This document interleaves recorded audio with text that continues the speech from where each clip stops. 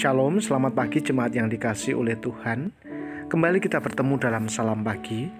Bapak Ibu, mari kita lanjutkan pembacaan Alkitab kita di dalam 1 Samuel pasal yang ke-14. Demikian firman Tuhan. Pada suatu hari, Yonatan bin Saul berkata kepada bujang pembawa senjatanya, "Mari kita menyeberang ke dekat pasukan pengawal orang Filistin yang di sebelah sana." Tetapi tidak diberitahukannya hal itu kepada ayahnya. Adapun Saul duduk di ujung Gibea, di bawah pohon delima yang di Migron. Dan rakyat yang ada bersama-sama dengan dia itu kira-kira 600 orang banyaknya. Ahia, anak Ahitub, saudara Ikabod, anak Pinehas, anak Eli, imam Tuhan di Silo, dialah yang memakai baju efod pada waktu itu. Tetapi rakyat tidak tahu tentang perginya Yonatan itu. Di antara pelintasan-pelintasan bukit yang dicoba Yonatan menyeberanginya ke arah pasukan pengawal orang Filistin, ada ujung bukit batu di sebelah sini dan ada ujung bukit batu di sebelah sana. Yang satu bernama Bozez, yang lain bernama Sene. Ujung yang satu berdiri di sebelah utara di tentangan Mikmas, yang lain di sebelah selatan di tentangan Geba. Berkatalah Yonatan kepada bujang pembawa senjatanya itu, "Mari kita menyeberang ke dekat pasukan pengawal orang-orang yang tidak bersunat ini.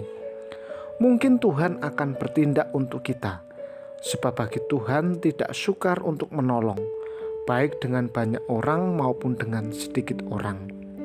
Lalu jawab pembawa senjata itu kepadanya, "Lakukanlah niat hatimu itu, sungguh aku sepakat." Kata Yonatan, "Perhatikan, kita menyeberang ke dekat orang-orang itu dan memperlihatkan diri kepada mereka. Apabila kata mereka kepada kita begini, 'Berhentilah, sampai kami datang kepadamu,' maka kita tinggal berdiri di tempat kita dan tidak naik mendapatkan mereka. Tetapi apabila kata mereka begini, 'Naiklah kemari,' maka kita akan naik, sebab kalau demikian Tuhan telah menyerahkan mereka ke dalam tangan kita. Itulah tandanya bagi kita." Ketika mereka keduanya memperlihatkan diri kepada pasukan pengawal orang Filistin, berkatalah orang Filistin itu, "Lihat, orang-orang Ibrani keluar dari lubang-lubang tempat mereka bersembunyi." Orang-orang dari pasukan pengawal itu berseru kepada Yonatan dan pembawa senjata, katanya, "Naiklah kemari, maka kami akan mengajar kamu." Lalu kata Yonatan kepada pembawa senjatanya, "Naiklah mengikut aku, sebab Tuhan telah menyerahkan mereka ke dalam tangan orang Israel." Maka naiklah Yonatan merangkak ke atas dengan diikuti oleh pembawa senjatanya. Orang-orang itu tewas terparang oleh Yonatan, sedang pembawa senjatanya membunuh mereka dari belakang. Kekalahan yang pertama ini yang ditimbulkan Yonatan dan pembawa senjatanya itu besarnya kira-kira 20 orang dalam jarak kira-kira setengah alur dari sepembajakan ladang. Lalu timbullah kegentaran di perkemahan, di padang, dan di antara seluruh rakyat. Juga pasukan pengawal dan penjara-penjara itu gentar, dan bumi gemetar sehingga menjadi kegentaran yang dari Allah. Ketika peninjau-peninjau Saul di Gibea Benyamin melihat hal itu, dan sesungguhnya orang ramai seperti ombak berjalan ke sana kemari, berkatalah Saul kepada tentara yang bersama-sama dengan dia itu, "Periksalah barisan dan lihatlah siapa yang pergi daripada kita." Mereka memeriksa barisan dan ternyata Yonatan dan pembawa senjatanya tidak ada. Lalu kata Saul kepada Ahia, "Bawalah baju efod kemari." Karena pada waktu itu dialah yang memakai baju efod di antara orang Israel. Tetapi sedang Saul berbicara kepada imam itu, maka kian lama kian bertambahlah keributan di perkemahan orang Filistin. Sehingga Saul berkata kepada imam itu, "Biarlah." Kemudian berkumpullah Saul dan seluruh rakyat yang bersama-sama dengan dia itu, Dan ketika mereka sampai ke tempat pertempuran, tampaklah setiap orang menikam temannya dengan pedang, suatu huru-hara yang sangat besar. Lagi pula orang-orang Ibrani yang telah lama tinggal kepada orang Filistin dan yang telah ikut maju dalam tentara mereka juga berbalik untuk bergabung dengan orang-orang Israel yang ada bersama-sama dengan Saul dan Yonatan. Bahkan ketika semua orang Israel yang telah bersembunyi di pegunungan Efraim mendengar bahwa orang Filistin telah lari, orang-orang itu pun bergabung dengan mereka dalam pertempuran. Demikianlah Tuhan menyelamatkan orang Israel pada hari itu. Pertempuran itu meluas sampai lewat Bet Awen. Ketika orang-orang Israel terdesak pada hari itu, Saul menyuruh rakyat mengucapkan kutuk, katanya, "Terkutuklah orang yang memakan sesuatu sebelum matahari terbenam dan sebelum aku membalas dendam terhadap musuhku. Sebab itu tidak ada seorang pun dari rakyat yang memakan sesuatu." Dan seluruh orang itu sampailah ke suatu hutan, di sana ada madu di tanah. Ketika rakyat sampai ke hutan itu, tampaklah ada di sana madu meleleh. Tetapi tidak ada seorang pun yang mencedoknya ke mulutnya dengan tangan, sebab rakyat takut kepada sumpah itu. Tetapi Yonatan tidak mendengar bahwa ayahnya telah menyuruh rakyat bersumpah. Ia mengulurkan tongkat yang ada di tangannya dan mencelupkan ujungnya ke dalam sarang madu. Kemudian ia mencedoknya ke mulutnya dengan tangan, lalu matanya menjadi terang lagi. Dan seorang dari rakyat berbicara, katanya, "Ayahmu telah menyuruh rakyat bersumpah dengan bersungguh-sungguh," katanya. "Terkutuklah orang yang memakan sesuatu pada hari ini, sebab itu rakyat letih lesu." Lalu kata Yonatan, "Ayahku mencelakakan negeri. Coba lihat bagaimana terangnya mataku setelah aku merasai sedikit dari madu ini. Apalagi jika sekiranya rakyat pada hari ini boleh makan dengan bebas dari jarahan musuhnya yang telah didapatinya. Tetapi sekarang tidaklah besar kekalahan di antara orang Filistin." Dan pada hari itu mereka memukul kalah orang Filistin dari Mikmas sampai ke Ayalon. Rakyat sudah sangat letih lesu. Sebab itu rakyat menyambar jarahan mereka, mengambil kambing domba, lembu dan anak lembu, menyembelihnya begitu saja di atas tanah dan memakannya dengan darahnya. Lalu diberitahukanlah kepada Saul demikian, "Lihat, rakyat berdosa terhadap Tuhan dengan memakannya dengan darahnya." Dan ia berkata, "Kamu berbuat khianat. Gulingkanlah sekarang juga sebuah batu besar kemari."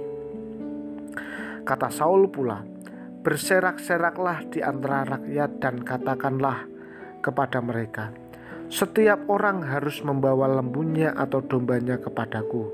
Sembelihlah itu di sini, maka kamu boleh memakannya.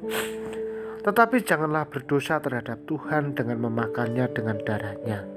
Lalu setiap orang dari seluruh rakyat membawa serta pada malam itu lembunya, dan mereka menyembelihnya di sana. Saul mendirikan mezbah bagi Tuhan. Inilah mezbah yang mula-mula sekali didirikannya bagi Tuhan. Lagi kata Saul, "Marilah kita pada malam ini mengejar orang Filistin dan menjarahi mereka sampai fajar menyingsing, dan janganlah kita biarkan hidup seorang pun dari mereka." Jawab mereka itu, "Perbuatlah apa yang kau pandang baik." Tetapi imam berkata, "Marilah kita dahulu tampil menghadap Allah di sini." Saul bertanya kepada Allah, "Bolehkah aku mengejar orang Filistin itu? Akan kau serahkankah mereka ke dalam tangan orang Israel?" Tetapi pada hari itu ia tidak menjawab Saul.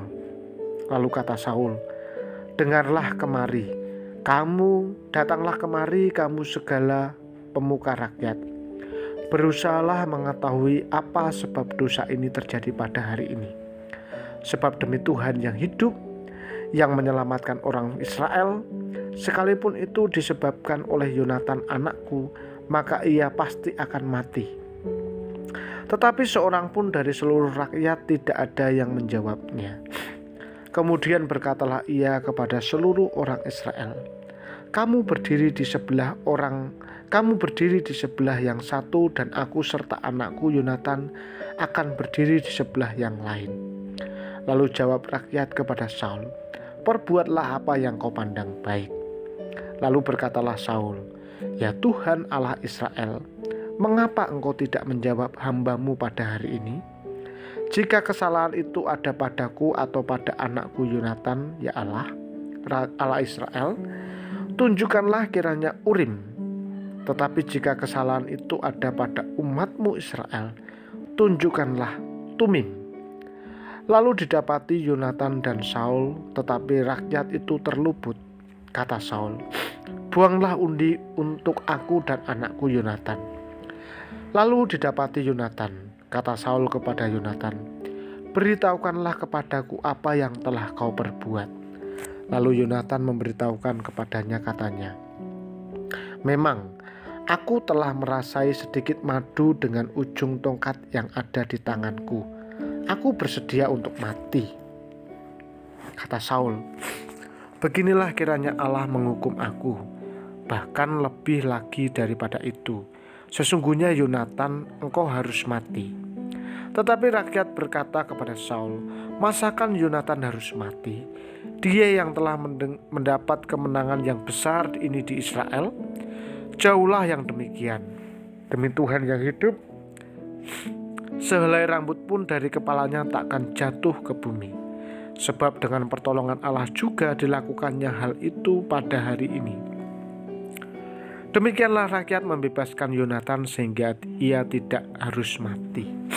Maka pulanglah Saul setelah mengejar orang Filistin, dan orang Filistin itu pun kembali ke tempat kediamannya. Setelah Saul mendapat jabatan raja atas Israel, maka berperanglah ia ke segala penjuru, melawan segala musuhnya, melawan Moab, Bani Amon, Edom, raja-raja negeri Soba, dan orang Filistin. Dan kemanapun ia pergi, ia selalu mendapat kemenangan.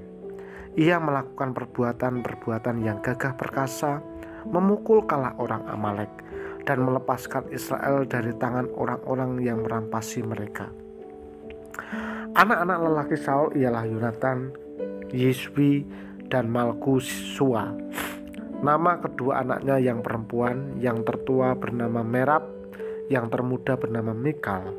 Istri Saul bernama Ahinoam, anak Ahimaas. Panglima tentaranya bernama Abner, anak Ner, paman Saul.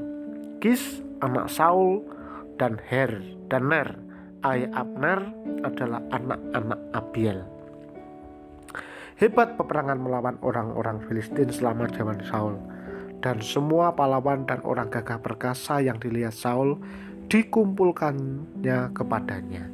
Bapak Ibu, mari kita berdoa. Bapa di surga, terima kasih untuk berkat dan penyertaan-Mu, sehingga pagi ini kami boleh bangun dalam keadaan yang sehat. Kami siap untuk melakukan berbagai kegiatan kami hari ini. Tolong kami, biarlah Roh Tuhan senantiasa bersama kami dan membimbing kami. Kiranya jemaat Tuhan yang saat ini sedang sakit juga Tuhan sembuhkan, yang berkekurangan Tuhan cukupi, yang saat ini sedang berduka kiranya Tuhan hibur. Dalam nama Tuhan Yesus kami berdoa dan bersyukur. Amin. Tuhan Yesus memberkati.